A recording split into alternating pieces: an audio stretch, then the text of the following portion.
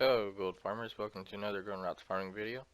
Today I am going to go over the east section of Maul, also known as the Warpwood Quarter. This is found on the east side of the dungeon, or the east side of the arena. It is a little confusing to maneuver your way through the dungeons if you aren't familiar with them. However, once you get used to it, it's not that big of a deal. This is one of my favorite dungeons to farm, mostly because you get so many different materials. I know you don't get a whole lot, but you do get a pretty decent amount, and it does add up. You get fell cloth here as well, which for me, I can get around 150 to 200 gold a unit, but for average, it sells for about 50 gold. For the gear that you can get to drop here, there's really nothing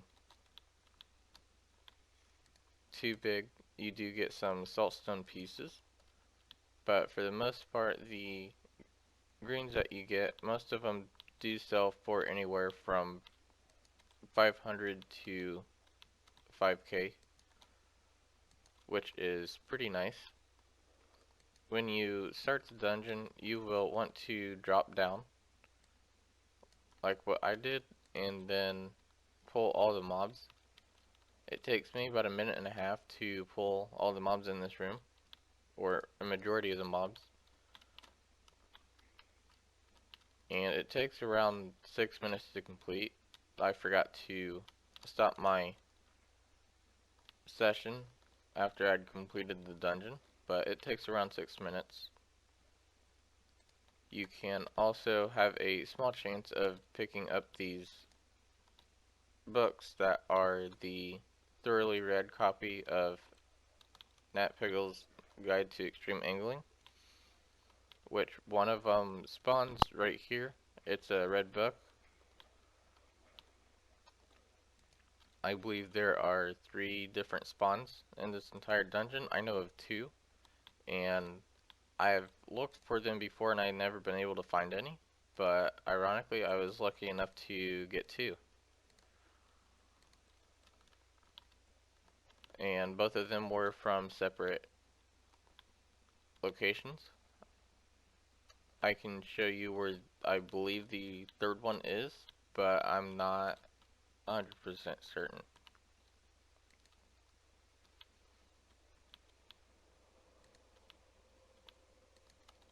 For this dungeon, I like to just go ahead and pull all the mobs and then loot at the end.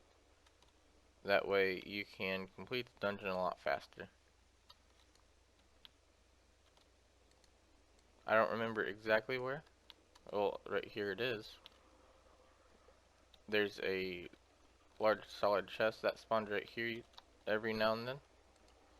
I believe there are 4 or 5 different locations that we will run by that have a chance of spawning a chest. So be sure to check up on those. If you do find a chest, that is usually the only time I will actually kill the mobs that I had pulled, so I can loot the chest.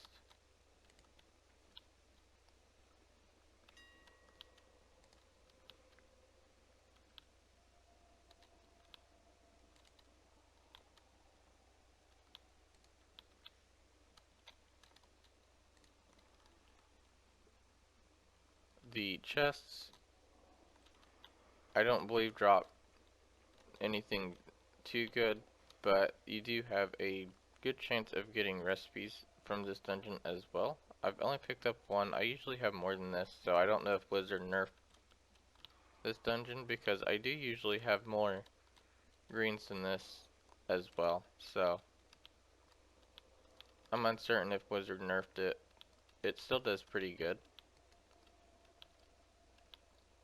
You get a lot of mage weave, silk, and rune cloth, which I have guides for all three of those on how to make more gold off of them from the amount of cloth that I have right now. I would say I have about 2k worth of dust just with that small amount of cloth, mostly because of the mage weave and the mage weave shuffle.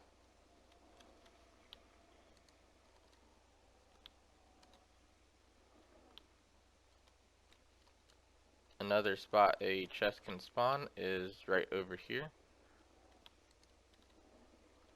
I do find a large amount of locked chests. I believe I find more locked chests than I do unlocked, but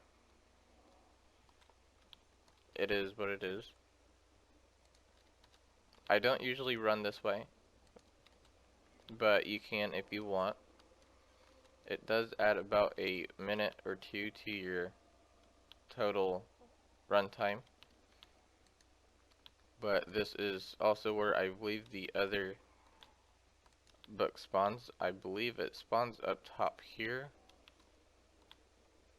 where this one boss is. Though, don't quote me on that. I do believe it is in this room, though. If you are an herbalist, which I am, you can also pick up the ghost mushrooms, which sell for a good amount of gold. I have to re-level my herbalism up, so I can't give the exact average for the ghost mushrooms, but they do sell for a lot, and they are used in crafting oils, which the oil I believe is used in some transmog items.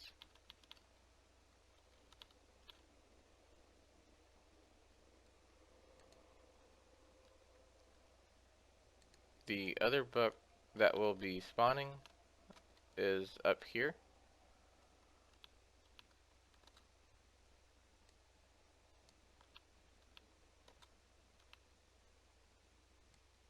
And it doesn't look like I'm lucky enough to show you guys what it looks like, but it will spawn in between this patch of mobs right here. Be careful when you run back through, because you do have a chance of falling if you run on the other side of this trunk.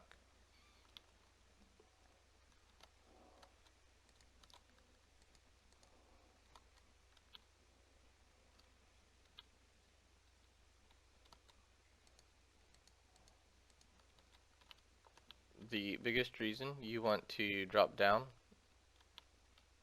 when you first begin the run is because by the time you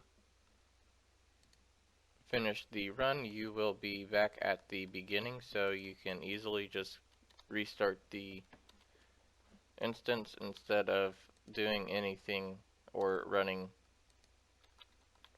an insane amount of time back just to redo the run.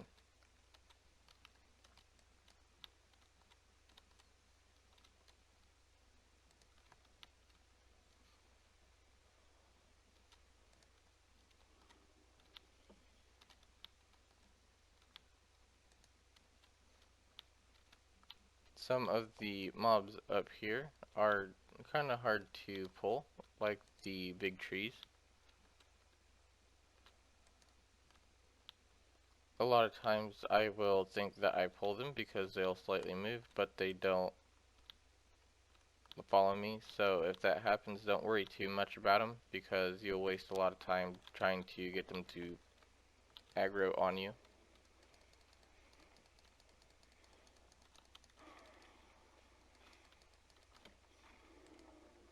You also have a small chance of getting the Orb of Deception, which is a toy that a lot of people usually try to get. It sells for about 20k on average.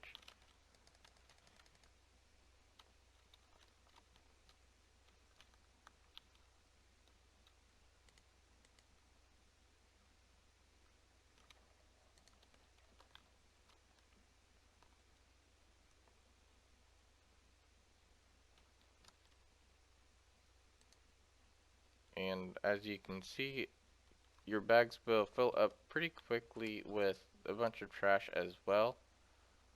A lot of the items, you pretty much get a full bag full of other crafting reagents, mostly herbs, that you can sell on the auction house.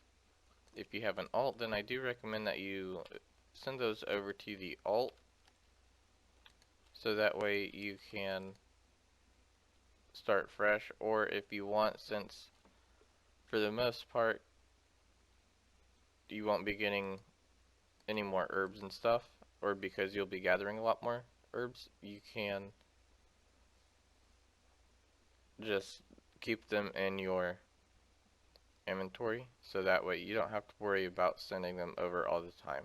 And it does look like I have ghost mushrooms. They drop from the mobs a lot. I believe you have a chance of all of the herbs from vanilla content to drop from these mobs, which is nice because dragon's teeth are used for something. I don't remember exactly what, but they do sell pretty decently. The ghost mushrooms have an average price of 20 gold, and the gold thorn also has an average market value of about 20 gold. So those are the two herbs that you will definitely want to try to sell. Also, I recommend that you vendor your most of your trash here, because you get quite a bit of gold from it.